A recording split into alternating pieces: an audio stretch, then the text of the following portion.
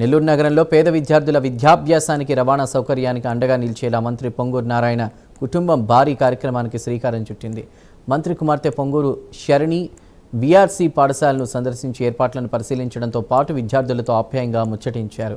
నెల్లూరు నియోజకవర్గంలోని 23 ప్రభుత్వ మున్సిపల్ హైస్కూళ్ల విద్యార్థుల కోసం సుమారు 6 కోట్ల సొంత నిధులతో 2 విడతల్లో 10,000 సైకిళ్లు ఉచితంగా పంపిణీ చేయనున్నట్లు ప్రకటించారు.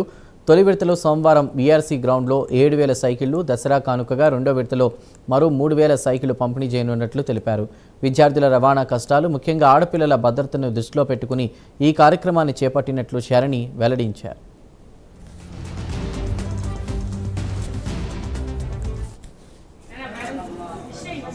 Very good.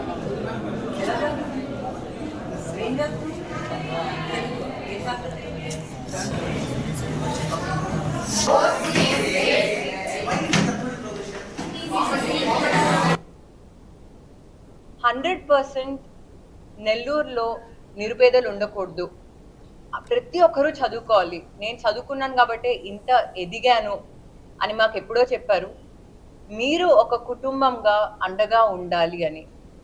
సో ఈరోజు రేపు జరిగిపోయే ప్రోగ్రామ్ అండి 6 కోట్లు టీడీపీ అమౌంట్ కాదండి, ఇది గవర్నమెంట్ అమౌంట్ కాదు. మా నాన్నగారు కేవలం ఒకటి చెప్పారు, నేను ఇంకా మన కుటుంబం అండగా ఉండాలి అని. 10,000 బైసైకిల్స్ డిస్ట్రిబ్యూషన్ ఉందండి 2 phases. Phase 1 7,000 బైసైకిల్స్ రేపిస్తున్నాము. నెల్లూరు కాన్స్టిట్యున్సీలో 23 గవర్నమెంట్ స్కూల్స్ ఉన్నాయి.